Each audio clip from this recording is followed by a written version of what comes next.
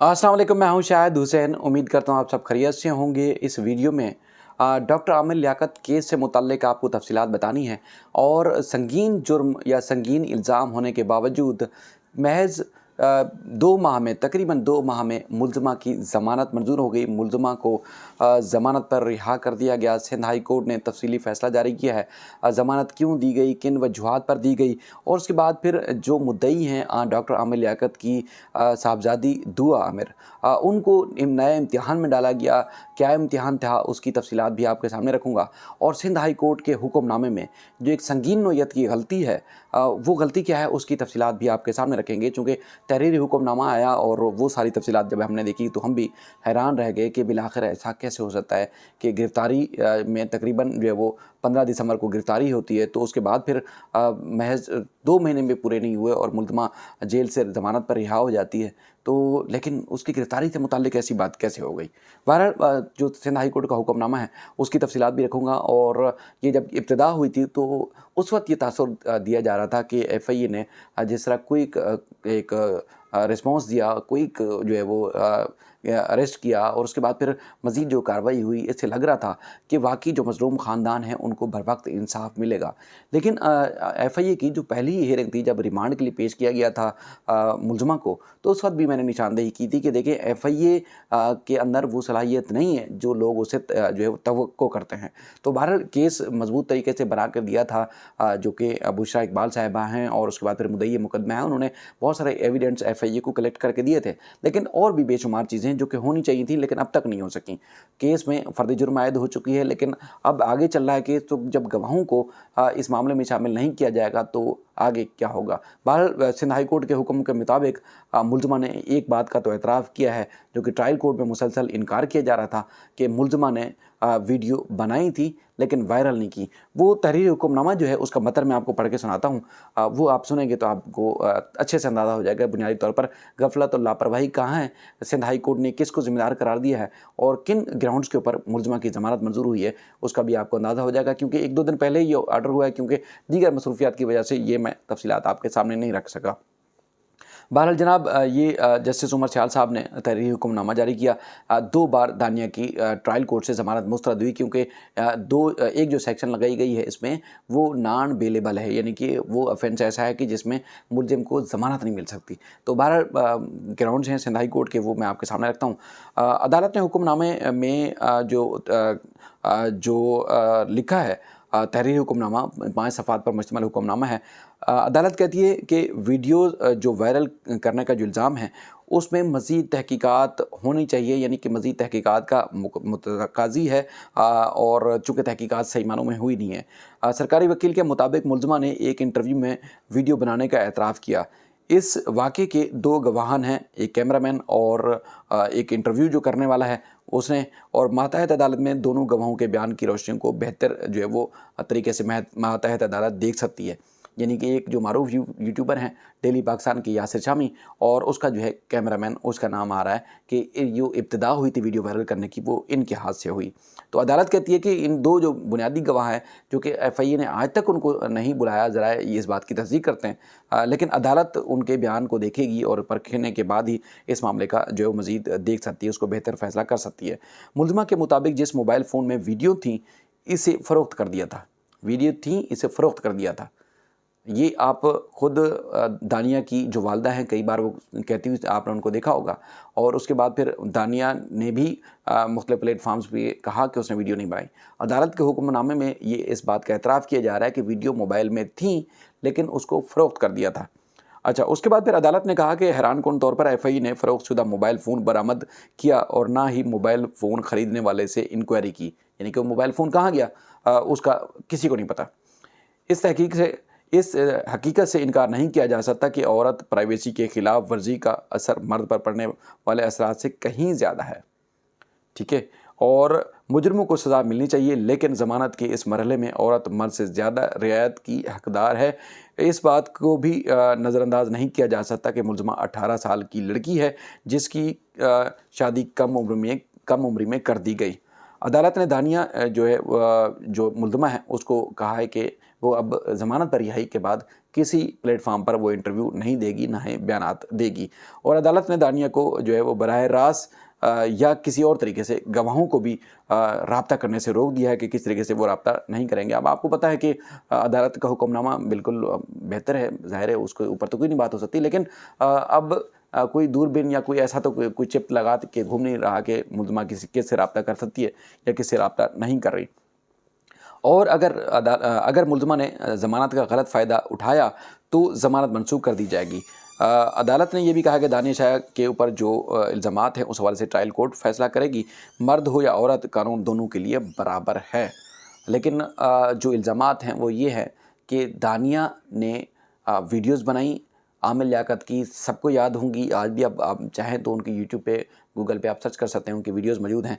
Videos viral होने के बाद किस तरह स्ट्रेस का शिकार से किस तरह उन्होंने दानिया के बारे में जो बात की वो आप सबको पता है। और उसके बाद अब भी इनका दावा है कि वो उनसे राब्ते में थे, सुलह करना चाहते थे। अब ज़ाहिर है वो दुनिया से जा चुके हैं, अब इस बात की तो तस्दीक हो नहीं सकती। लेकिन इसी हुक्मनामे में अदालत ने यह भी लिखा है कि मुलज़िमा 5 महीने से जेल में है, 5 महीने से जेल में है। और आपको ये भी याद होगा कि एफआईए ने 15 जो है वो दिसंबर को लोधरा से गिरफ्तार किया था, उसके बाद यहाँ कराची शिफ्ट किया। कराची में जो है ये भी एफआईए के ऊपर इल्ज़ाम था कि उन्होंने राहदारी रिमांड नहीं लिया है। कानून के मुताबिक जिस ज़िले से, जिस इलाके से गिरफ़्तार करेंगे वहाँ की मुतलका अदालत में पहले मुलज़िम हो या मुलज़िमा हो उसको पेश किया जाता है, उसके बाद फिर राहदारी रिमांड हासिल किया जाता है। और राहदारी रिमांड हासिल करने के बाद जो है मुतलका यानी कि जिस इलाके की एफआईआर हो उस इलाके के जो है वो कोर्ट में पेश किया जाता है। अच्छा, 20 लाख रुपए में अदालत ने ज़मानत मंजूर की थी इब्तदाई तौर पर। और उस दिन हमने कोई खबर चलाई, चूँकि जो ओपन कोर्ट में अनाउंसमेंट हुई थी तो उसमें अदालत ने 2 लाख का लोगों ने उसको 2 लाख का लोगों ने उसको जो है वो 20 लाख कहा, उसमें लोगों ने 2 लाख समझा। तो उसके बाद फिर वो मिस्टेक हुई तो लोगों ने तमाम तकरीबन चैनल्स ने 20 लाख ही चलाई थी। लेकिन उसके बाद जब ये तहरीरी हुक्मनामा सामने आया तो उसके बाद फिर दानिया की वालदा ने जो ज़मानत की रकम थी उसको कम कराया और उनका कहना था कि वो दे नहीं सकती, तो लिहाजा उनकी जो रकम है पैसों की वो कम की जाए। तो अदालत ने उनकी जो रकम थी वो कम कर दी थी, क्योंकि अदालत ने बल्कि एक ये भी जब कोर्ट रूम के अंदर बात हुई अदालत ने जस्टिस उमर सयाल साहब ने पूछा कि आपके पास कितने पैसे हैं, तो दानिया शाह की वालदा ने कहा मेरे पास तो कुछ नहीं है। तो जज साहब ने कहा कि आपके अकाउंट में पैसों की ट्रांजैक्शन तो हुई है, सच बताएं कितने पैसे हैं आपके पास। तो उसने दानिया की वालदा ने कहा कि मेरा दामाद बैंक में है और मेरी चेक बुक भी उसके पास है। तो बहरहाल अदालत ने जो ज़मानत 2 रोज़ पहले से 20 लाख में मंजूर की थी उसको कम करके जो है वो कम करके उसकी जो है वो ज़मानत की जो रकम थी वो 5 लाख रुपए कर दी। अच्छा, जो दूसरा पोर्शन था जिसका मैं आपके सामने तज़किरा करना बहुत मुनासिब और ज़रूरी समझ रहा था वो ये था कि इस केस में जो मुद्दई हैं वो हैं दुआ आमिर, यानी कि आमिर लियाकत की, डॉक्टर आमिर लियाकत की बेटी। अच्छा, वो चूँकि गवाह भी हैं, मुद्दई भी हैं, उनको कटहरे में लाया गया, कटहरे में खड़ा किया गया और वकील साहब ने उनसे क्वेश्चन आंसर किए। जो क्वेश्चन आंसर किए उसकी हमने तहरीरी कॉपी भी हासिल की और उसके बाद फिर उसकी तफसीलात भी रखता हूँ ताकि आप ये समझ सकें कि एक मासूम बच्ची जो अभी स्टडी के मराहल में, जब जो कभी कोर्ट कचहरी या इन मामलात या इन मराहल से नहीं गुजर सकती, ना गुजरी, और उसके बाप का जो है वो इंतकाल हो गया, वो इंतहाई स्ट्रेस और सदमे में है, तो उससे सवालात किए गए। तो अब उस तरह आपको पता है लोग जब आदी मुजरिम होते हैं या आदी मुलज़िम होते हैं तो उनको जो सवालात होते हैं या जवाब होते हैं या फिर जो एक रियल इंसिडेंट जो अपनी आंखों से देख चुका होता है उसकी गवाही और उसके बाद फिर जो चीज़ सामने आई, यानी कि जिस वजह से ये वाक़या रूनुमा हुआ, उसमें आपको पता है कि फ़र्क ज़रूर होता है। तो वो फ़र्क क्या है वो आपको मैं बताता हूँ, पहले इनका बयान आपको पढ़ के सुनाता हूँ। उसमें सवालात किए गए मुलज़िमा दानिया शाह के वकील लियाकत कबूल की तरफ से, और दुआ ने बताया कि मुझे मालूम नहीं है ये वीडियो कब और कहाँ बनाई गई, और ये बात दुरुस्त है कि मैंने किसी को नाज़ेबा वीडियो बनाते हुए नहीं देखा। ये आप खुद भी समझ रहे हैं कि कौन, क्या बेटी देखेगी कि वीडियो जो है वो बनाई गई। अच्छा, तो उसके बाद फिर ये भी बताया गया कि ये बात दुरुस्त है कि मेरे वालिद दानिया को मुख्तलिफ़ टीवी प्रोग्राम में लेकर जाते थे। मेरे वालिद ने मुलज़िमा को वज़ीर-ए-आज़म हाउस में भी वज़ीर-ए-आज़म से मुलाकात करने के लिए इसको ले गए थे, और मेरे वालिद ने अपनी ज़िंदगी में नाज़ेबा वीडियो से मुतल्लिक़ कहीं भी शिकायत नहीं की। ज़ाहिर है वो दुनिया के सामने उन्होंने वीडियो एक जारी की थी, उसकी शिकायत सबके सामने की कि क्या वजह थी, किस वजह से वो स्ट्रेस में थे। लेकिन तहरीरी तौर पर शायद उन्होंने किसी फ़ोरम पर, यानी कि एफआईए या किसी के ख़िलाफ़ किसी फ़ोरम पर दानिया के ख़िलाफ़ जो है कोई दरख्वास्त नहीं दी। اچھا دعا کہتی ہیں کہ یہ بات بھی درست ہے کہ میرے والد جو ہے ان کا پوسٹ مارٹم یہ بات درست نہیں ہے کہ میرے ملزمہ میرے والد کا جو ہے وہ پوسٹ مارٹم کرانا چاہتی ہیں، اس وجہ سے FIA کو درخواست دی۔ یہ اس کا اب گھمانے کا انداز دیکھیے گا کہ کس طرح ان کو بیچاری کو بچی تھی، کس طرح اس کو بیچاری کو اس طرح کی باتیں کر کے گھمایا گیا۔ تو یہ بات بھی درست ہے کہ میں نے ایسا کوئی میڈیکل سرٹیفکیٹ عدالت میں جمع نہیں کرایا جس سے میرے والد کی موت کی وجہ ڈپریشن بتائی گئی ہو۔ میرے پاس والد کی کچھ پراپرٹی ہے اور مکمل پراپرٹی نہیں ہے، اور یہ بات درست ہے کہ میں نے نازیبا ویڈیو شیئر کرنے والے کسی بھی شخص کے خلاف شکایت نہیں کی، اور ان نازیبا ویڈیو کی وجہ سے میرے والد جو ہے وہ فضائی سفر نہیں کرتے تھے۔ میں نے یہ کیس جو ہے اس لیے نہیں کیا کہ ملزمہ جو ہے وہ ملزمہ کو جائیداد کے حق سے محروم کیا جائے، اور یہ بیان میں یہ بھی کہتی ہے کہ یہ بات درست ہے کہ جو ویڈیو نمبر 1 ہے اس میں دانیہ ویڈیو بناتے ہوئے نظر نہیں آ رہی، اور یہ بات درست ہے کہ باقی جو ویڈیوز ہیں وہ نازیبا نہیں ہیں، ان میں خالی بات چیت ہے۔ یہ بات درست ہے کہ میرے والد کے پاس بہت سارے ملازمین کام کرتے تھے، اور اس کے بعد پھر مزید جو ہے پھر کیس کی سماعت جو ہے وہ مارچ تک کے لیے ملتوی کی گئی۔ ان کے بیان کو ریکارڈ کا حصہ بنا لیا گیا۔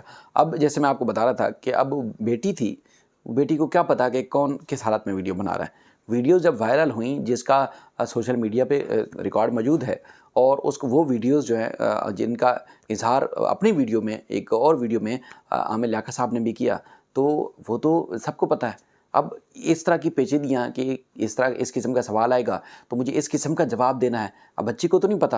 تو اب اگر اس بیس پہ بھی کہ کیس کمزور ہو گیا مدعیہ کے بیان کی وجہ سے، تو وہ پھر مضحکہ خیز ہوگا۔ باقی FIA کا آپ کہہ سکتے ہیں کہ انا للہ و انا الیہ راجعون پڑھ سکتے ہیں کہ اللہ ہدایت دے، بھاری بھرکم تنخواہیں لیتے ہیں لیکن مہارت اور تفتیش زیرو ہوتی ہے۔ یہ کیس مضبوط ہے، مضبوط تھا، اور امید ہے مضبوط رہے گا، کیونکہ اسی بنیاد پہ سزا ضرور ملے گی۔ آپ کو پتہ ہے کہ عامر لیاقت سے دنیا میں بہت سارے لوگوں کے اختلافات ہو سکتے ہیں تھے، لیکن لوگوں نے ان کو معاف کر دیا۔ لوگوں کو صدمہ ہوا، عوام کو صدمہ ہوا، پورے خاندان کو اب بھی صدمے میں، لیکن اس کے بعد پھر ملزمہ کی طرف سے جس طرح کی چال بازیوں کا مظاہرہ کیا گیا، یہ انتہائی نامناسب عمل تھا۔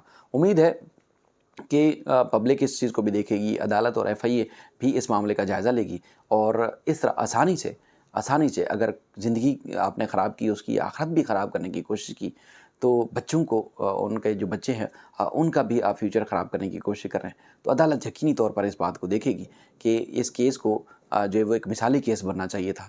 امید ہے کہ مثالی کیس عدالت بنائے گی بھی، اور جو مظلوم خاندان ہے ان کو ضرور انصاف دلائے گی۔ اگر جرم ہوا ہے، جس کے ہاتھ سے ہوا ہے، اس کو سزا بھی ضرور دے گی۔ اپنا خیال رکھیے گا۔